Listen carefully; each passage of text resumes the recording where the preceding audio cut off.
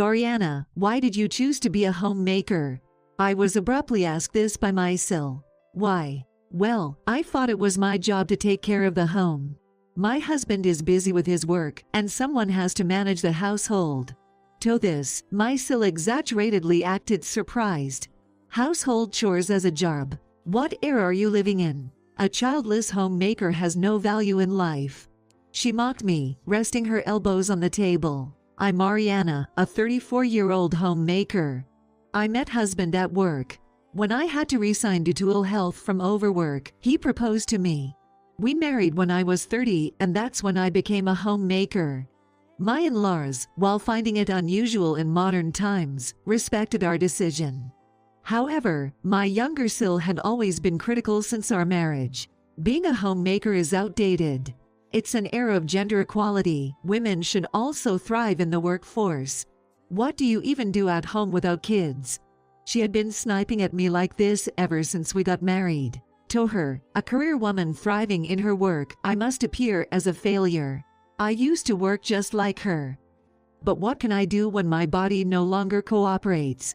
Don't you dare say anything disrespectful to my wife. We discuss our matters as a couple. It's none of your business. My husband would defend me whenever she picked on me. Yet, she seemed to find even this amusing, raising her voice even more. Staying with such a worthless person will only bring you regret. I'm giving you an advice. You should be thankful. Both my husband and I were exasperated with her attitude. She seemed to want to be right about everything. My in-laws didn't scold or correct her. They were probably thinking their daughter's words must be right. She's a capable woman, having succeeded in everything. She went to a renowned university and has a great job. Strong-willed, outspoken, and never backing down, that's her nature. She works in trade administration for a multinational company, living alone in New York, having left her parents' home in the suburbs of New York. In contrast, my husband graduated from an average high school and college, working at a mediocre company. And we're living in the suburbs, a 30-minute drive from his parents' home. Well, we had decided to live a modest life together. My husband often faced ridicule from his sister. Ordinary people get weeded out in society. Pooh you. It was her usual chant. But he never let it bother him. I don't care about it, and the world isn't so cruel. You worry too much, he'd say with a laugh. You've always been easygoing, just like me, I said. Right. That's why we're a perfect match, he replied. My husband and I had a very good relationship. Despite feeling guilty about not working, my husband always tried to make me feel comfortable and protected me from my SIL's sarcastic attacks. He's the best husband I could ask for. However, being called a parasite by my SIL didn't sit well with me. As my health improved, I began considering going back to work. Full-time was still a stretch, and I was not sure if I could find a part-time job nearby, but I decided to start looking anyway. Surprisingly, I quickly found a job when I looked up on the internet. It was a part-time role for just 2 days a week, either in the morning or afternoon shifts. This seemed manageable without putting too much strain on my health. Hey, don't overdo it, okay? Make sure you listen to your body. I know. Who do you think I am? I responded, and my husband chuckled. Though I planned to increase my days once I got used to it, considering my past health issues, I decided to stick with 2 days a week for the first 6 months. Working actually made me feel lighter and more refreshed than staying at home. Of course, there were tough and demanding aspects to the job, but the feeling of being needed filled my heart. Then one day, my in-laws asked us to come to their house, saying there's something they want to talk to us about. When we arrived, my SIL was already there, glaring at me as usual. Beside her sat a man, alone. As we took our seats, she abruptly spoke. This is my fiancé, Robert. We've decided to get married. Though surprised by the sudden news, both my husband and I sincerely congratulated them. Her fiancé seemed quiet and gentle, quite the opposite of her. Nice to meet you. I look forward to getting to know you. Likewise. He seemed very sensible, almost making me feel overwhelmed. Why would my SIL, who always ridiculed my ordinary husband, marry someone who seemed so unremarkable? You shouldn't judge people by their appearances, but I couldn't help but think so. However, when I overheard my in-laws asking him about his job and family background, I understood. He worked in a bank, and both his parents were civil servants. They owned a house in New York, and he was the second son. No wonder, he was the perfect marriage material. He has a stable job, and there is no risk of layoffs for his parents. Owning a house in New York meant they were fairly wealthy. True to my SIL style. Next, she introduced us to him. This is my brother, and next to him is his wife, Ariana. She's a homemaker in this day and age. I could only manage a wry smile at her odd and unnecessary introduction. Her fiancé looked at me expressionlessly, which bothered me a bit. Hey, Ariana isn't just a homemaker anymore. She works part-time 2 days a week. My SIL frowned and retorted, 2 days. Surprising someone hired you for that. Even high schoolers work more than that. That's practically no different from being unemployed, isn't it? Her harsh words brought an awkward silence to the room. Despite ruining the happy occasion with talk about me, I tried to stay strong. Well, working outside is good, right? It's just a part-time job, but I plan to keep it up. I had never imagined she would belittle me in front of her fiancé. Seeing her treat me like that, I wondered if her fiancé was really okay with it. It was none of my business, but I couldn't help but worry. However, my concerns seemed unfounded. My SIL and her fiancé seemed to get along well, and soon, their wedding was set for 6 months later. When's the registration? I asked my husband about their upcoming plans. They want to do it after the wedding ceremony, due to his parents' schedule, he replied. I see. I didn't think much of it. Every family has their way, after all. I hope it'll be a beautiful wedding. Yay. Maybe she'll mellow out a bit after getting married. One can hope. But people don't change that easily. Well, it's a happy occasion, so let's set aside any hard feelings and celebrate. That was how I felt. Then came the day of the ceremony. The sky was clear and blue. Not too cold or hot, a truly refreshing day. I put on makeup a bit more carefully than usual for the rare wedding occasion, and dressed in a new dress I had bought.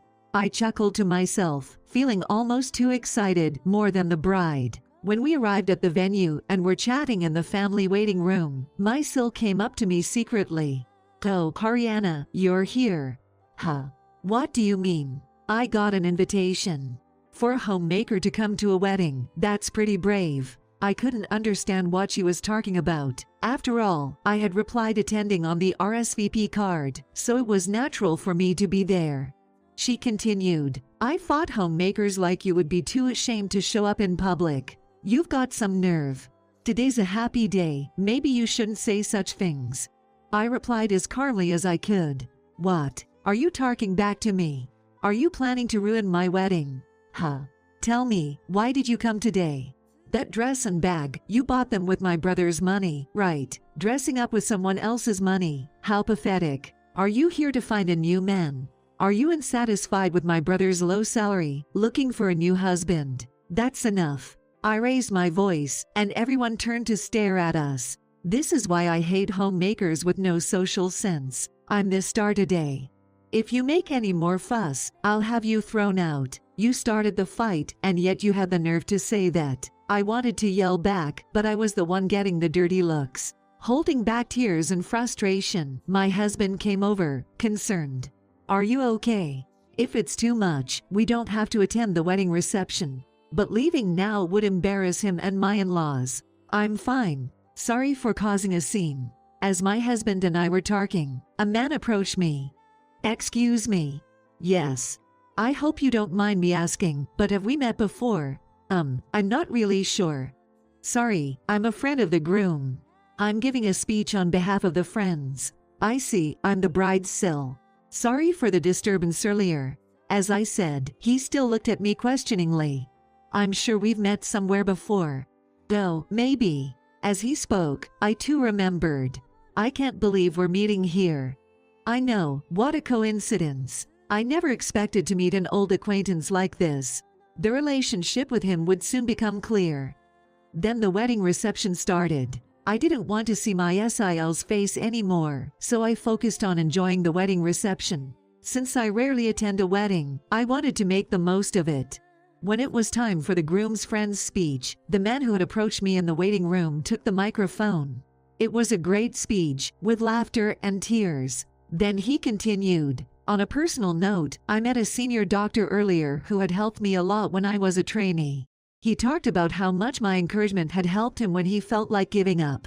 Knowing that such a benefactor was the bride's SIL made me feel relieved. I wish you every happiness in the future." I never imagined that I would be mentioned in such a way. I was utterly surprised. "Did you know him?" I nodded slightly of my husband's question. Most of the guests at the reception were learning for the first time about my former profession. Amid the murmuring tables, the bride's loud voice came from the main table. "What do you mean, a doctor?" The groom next to the suddenly hysterical bride started to panic. The host and staff at the venue were also stunned. "What do you mean? She's just a homemaker, isn't she?" The venue fell silent except for the bride's screams. The host tried to keep the mood light, but the atmosphere remained strange. Soon after the bride and groom left for their costume change, a staff member guided us to the waiting room, saying, "The bride wants to see you." "What do you mean? Did you deceive me?" As soon as the door opened, my SIL lunged at me. My husband held her back, and she lashed out at everyone. "Why didn't my parents tell me about her past? Were you all deceiving me?" "No, we didn't know either." My in-laws denied it vehemently. No wonder. They didn't know about my past as a doctor or that I had quit due to the hardships. I had kept it a secret, not wanting anyone besides my husband to know I had run away from a tough situation. Fortunately, my in-laws never interfered, and my SIL had always treated me as a lazy person, never bothering to learn about my past. I never imagined that my past would be revealed in such a manner. I used to work as a surgeon. I had worked as a surgeon at a university hospital, working over 300 hours a month, juggling clinical duties, research, and conferences. I even had to supervise trainees, piling up more stress. Given such a state, it was inevitable that my health would deteriorate, and before I knew it, I was so weak I could barely walk straight. My husband was a pharmaceutical sales rep visiting my workplace. He had kindly spoken to me when I was at my lowest and then proposed to me. I can't believe it. The people in the waiting room tried to calm my SIL, but her anger didn't subside. "What about that speech? You must have arranged it to mock me. Such a selfish woman." "Wait. I had nothing to do with this speech." Then, the groom intervened. Actually, he consulted me about the content of his speech, and I agreed. Was that a mistake? No. While my SIL's behavior was inexcusable, I could understand that praising someone other than the bride and groom during a wedding reception isn't appropriate. Her fiancé seemed a bit off in his judgment. However, my SIL didn't seem to care about that anymore. "This is the worst. You've ruined my wedding. You said you were a homemaker. Why didn't you tell me you were a doctor? You've been mocking me all along, you wicked woman." I couldn't believe it. She had convinced herself that I was a loser, and then she started blaming me for it. "I didn't have to tell you that, did I? What does my past have to do with you?" "Shut up. You might have been a doctor once, but now we're just working a job anyone can do 2 days a week. Don't tack so high and mighty." "Well, I'm working 2 days a week, but I'm working as a doctor at a nearby university hospital. It's not something anyone can do." At this point, my SIL had no comeback. Why are you a doctor? Why?" She emotionally bursted out, "I hate you. Get out, just get out," and tried to push me out of the room. I was leaving anyway. "I don't like you either." It was the first time I had openly shown hostility towards her. My SIL, perhaps not expecting me to retort so strongly, gasped for a moment and then screamed, "You jinx." Even seeing her in such a pitiful state, her face and hair messed up, I felt nothing. Ignoring her, I left the room and my husband then said, "She's always had a complex, hasn't she?" Complex. He explained that she had once aimed for medical school in high school. But she gave it up because she was bad at science and math. Knowing you're a doctor must have really hurt her. But still, her behavior was wrong. "Sorry for making you go through this. It's okay, I feel better for standing up for myself." Then, my in-laws came over. "We're sorry about our daughter, but she's the star today, so please forgive her. She's upset right now, please try to understand her." They essentially meant for me to leave.